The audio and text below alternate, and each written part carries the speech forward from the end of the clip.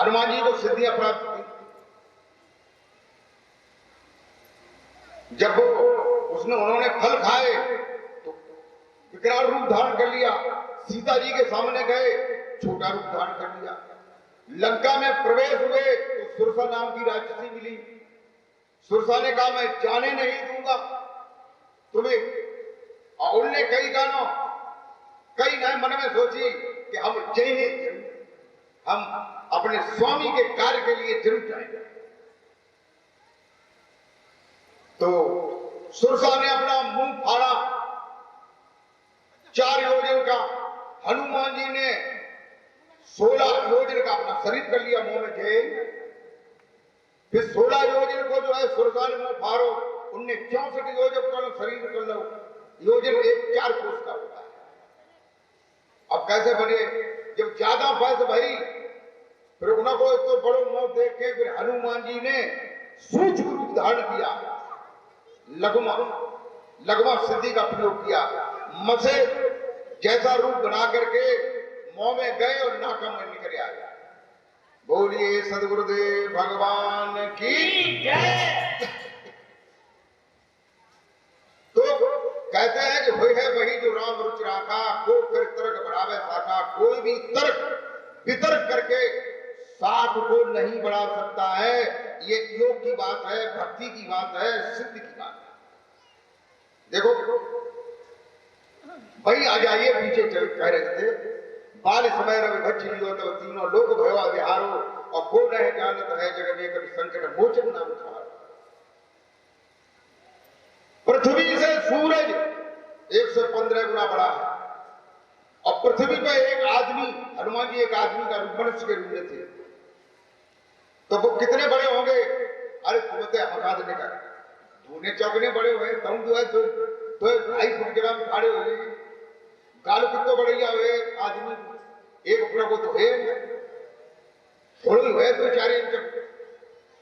सूरज को कैसे रख लिया? तो देवतन ने विनती करी जिन का भाव, तब बड़ी मुश्किल तुमने छोड़ो, तुम जो है सारी दुनिया में उड़ी तो भव। इसका अर्थ क्या है?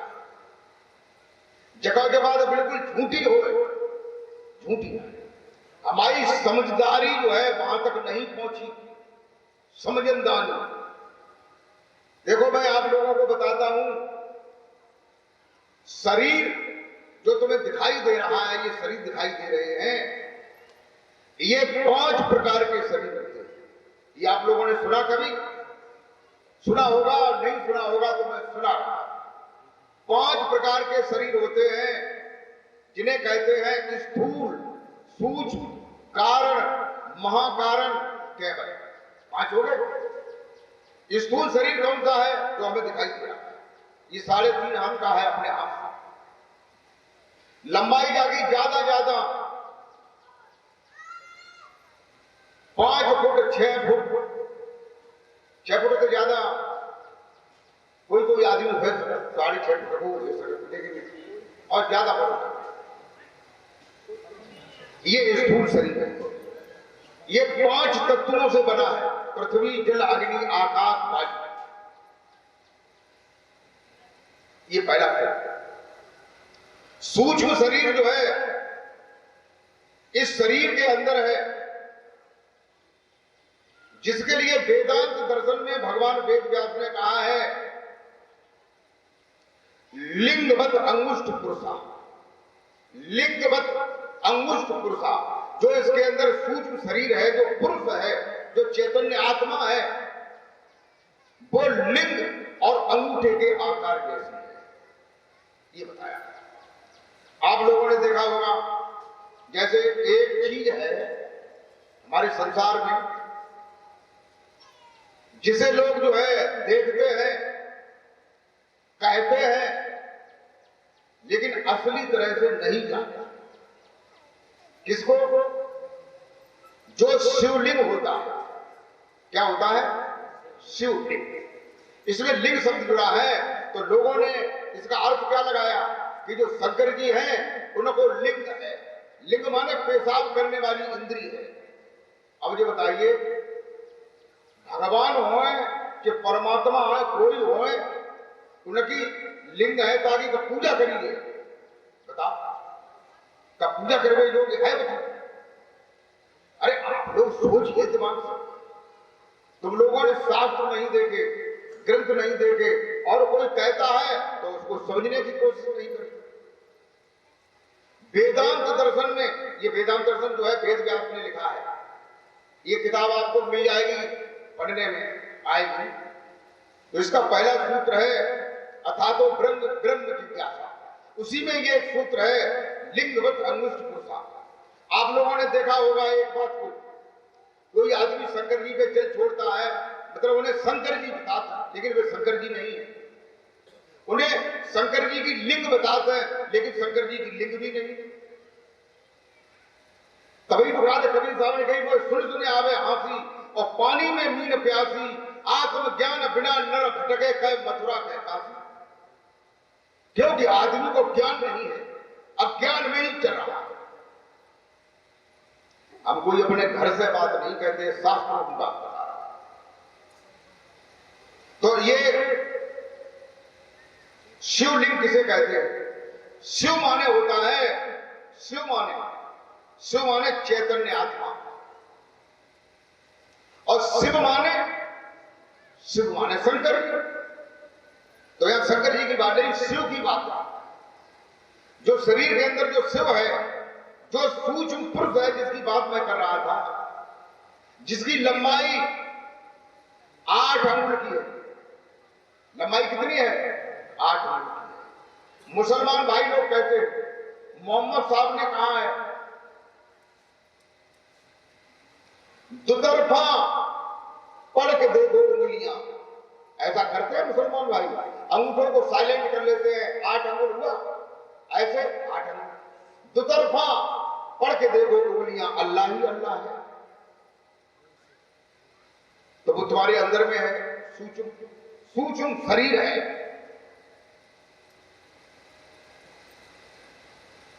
तो वो कितना छोटा। इसके बाद जो है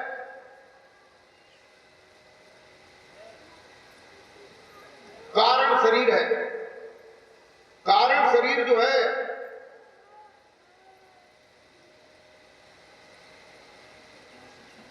अर्ध अंगुष्ठ के बराबर है, आधे अंगूठे के बराबर है।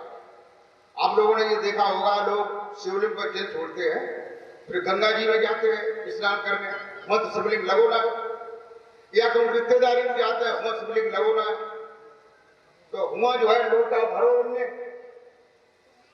और ऐसे अंगूठा कर लो, ऐसे देख लीजिए भैया, ऐसे अन्न कर लो, वो जो करते होता देखियो, फिर ऊपर जल छोड़े,